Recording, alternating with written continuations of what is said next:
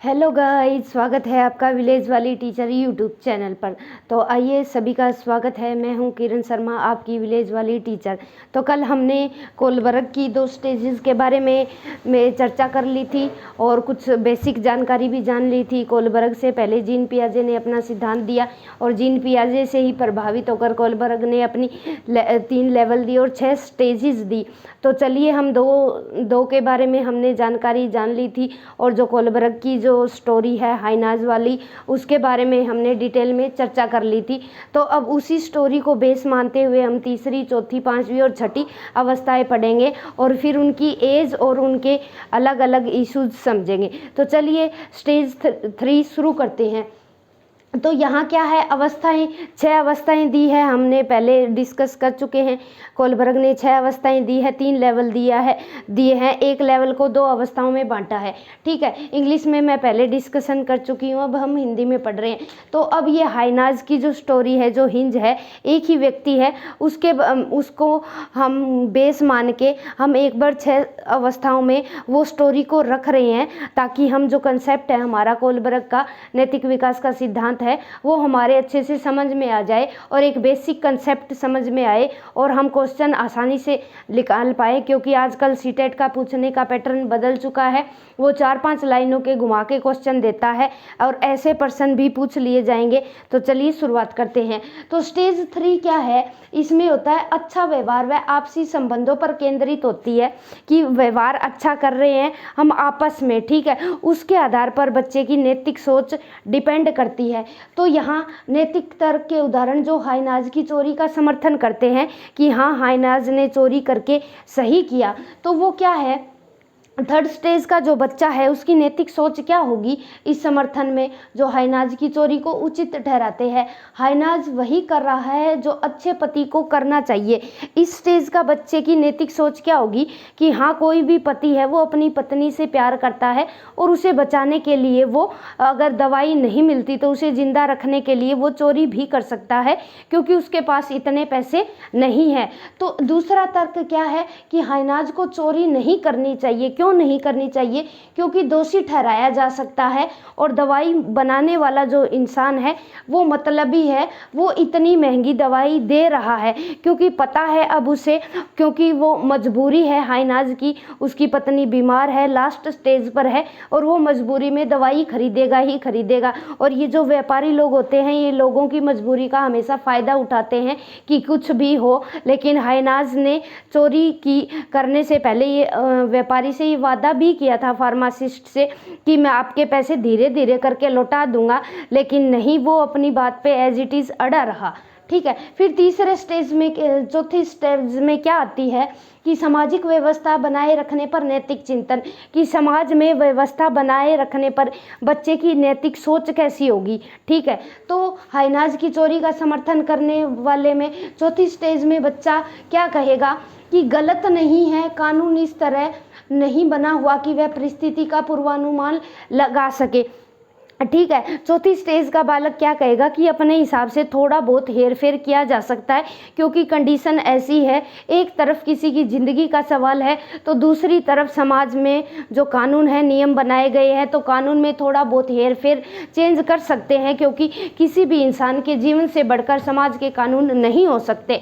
तो जो नहीं का समर्थन करते हैं वो क्या बताते हैं, कानून मानना चाहिए, क्योंकि समाज की भलाई व समाज में व्यवस्था बनाए रखने के लिए आज्ञा का पालन जरूरी होता है। बिल्कुल, अगर हम समाज में रह रहे हैं, किसी भी समाज में अगर जो नियम बनाए गए, हमें चोरी नहीं करनी चाहिए, झूठ नहीं बोलना चाहिए, तो ये समाज में अगर हम ऐसा करते हैं तो समाज की जो व्यवस्था है वो बिगड़ेगी ही बिगड़ेगी। जो ये कानून नियम बनाए गए हैं ये हमारे लिए ही बनाए गए हैं। यहाँ दोनों ही तर्क उचित महसूस हो रहे हैं, दोनों तर्क अपनी अपनी जगह सही है। ये एज ए कंडीशन डिपेंड करेगा कि हमसे क्या चीज़ें पूछी जा रही है। ठीक है, नहीं करने के का भी समर्थन सही बैठ रहा है और करने का भी, चोरी करने का क्या रीज़न है, दोनों ही तर्क यहाँ अपनी अपनी जगह सही है। किसी भी चीज़ को हम नकार नहीं सकते, क्योंकि समाज में व्यवस्था बिगड़ती है तो हर चीज़ बिगड़ती है, बच्चे का मोरल नैतिक इफेक्ट। फिर अगर कानून, एक बच्चा या एक कोई शख्स कानून तोड़ रहा है ना, तो उसको देख के बहुत सारे लोग ऐसे कानून तोड़ेंगे, समाज में व्यवस्था बिगड़ जाएगी। फिर उसको देख देख के वो लोग कॉपी करेंगे कि इसको छोड़ दिया गया तो हम ऐसा करेंगे, तो हमें भी छोड़ दिया जाएगा, हम आज्ञा पालन नहीं करेंगे, तो समाज का जो रूप है, जो ढांचा है, वो गड़बड़ा जाएगा। फिर 5वीं स्टेज क्या है, यहाँ नियमों का सामाजिक अनुबंध होता है कि यहाँ बच्चा जो है वो समाज में बंध के कार्य करता है। चोरी करना सही था क्योंकि वह किसी की जान बचाना चाहता था।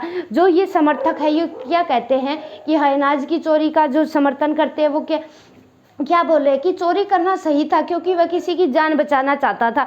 अब हाइनाज का इसमें कोई भी खुद का पर्सनल मैटर तो था, पत्नी की जान बचाना चाहता था, लेकिन ये यहाँ समर्थन करने वाले ये भी कहते हैं, ये बच्चे जिनकी जो नैतिक सोच है कि हाँ चोरी करना सही है क्योंकि वो किसी की जान बचा रहा है, और किसी भी समाज के जो नियम है, कानून है, वो किसी की जान से ऊपर नहीं हो सकते। ठीक है। फिर जो हाइनाज की चोरी का समर्थन नहीं करते वो क्या मानते हैं कि नियमों का पालन करें क्योंकि सामाजिक व्यवस्था बनाए रखनी ज़रूरी है।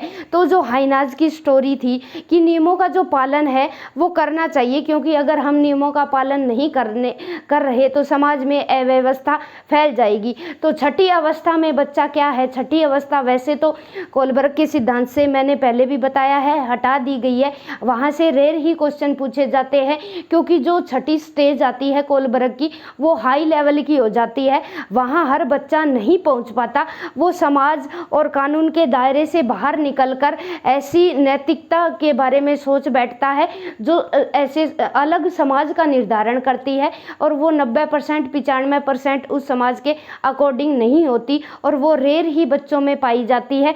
तो हर बच्चा, कोलबर्ग ने बताया कि हर बच्चा इन 6 के 6 स्टेजेस में से गुजरेगा ही गुजरेगा। और कैरोल गिलिगन इनकी शिष्या रही। इन्होंने कैरोल गिलिगन ने कोलबर्ग के सिद्धांत की आलोचना की, क्यों आलोचना की, क्योंकि उन्होंने बताया शिष्या रहते हुए भी, क्योंकि इन्होंने जो एक्सपेरिमेंट किया ना वो सिर्फ मेल या बॉयज़ पर ही किया। इन्होंने लड़कियों की जो नैतिक सोच है, लड़कियां कैसे सोचती है, उनके बारे में नहीं बताया। ये एक जेंडर बायस वाली घटना वाली फीलिंग आती है कि उन्होंने भरपूर आलोचना की, और बहुत सारे आलोचक हुए। हर अच्छा काम करने वाले के भी आलोचक हमेशा होते रहते हैं। फिर ये आलोचना के बाद जो 6th स्टेज थी, ठीक है, कि यानी विचारों से हटकर, रूढ़ी को छोड़कर आगे बढ़ जाना, एक ऐसी सोच। तो जो कोलबर्ग के सिद्धांत की आलोचना हुई 2 तर्कों से हुई। एक तो कैरोल गिलिगन ने की, किस बेस पर, क्योंकि ये इन्होंने सिर्फ बॉयज़ और मेल्स पर ही अध्ययन किया। दूसरी आलोचना हुई कि इन्होंने कोलबर्ग ने नैतिक सोच तक ही अपनी थीरीज को बांध के रखा, इन्होंने नैतिक व्यवहार पर डीपली चर्चा नहीं की, इसलिए 2 तरह से इनके जो थीरीज हैं उनकी आलोचना हुई। लेकिन फिर भी सीटेट आज इनकी जो नैतिक मोरल डेवलपमेंट है वहाँ से काफ़ी क्वेश्चन पूछे जाते हैं। तो ये था एक, इसको अच्छे से समझने के बाद हम 1 बाय 1 हर लेवल की और हर स्टेज की चर्चा करेंगे। Thank you.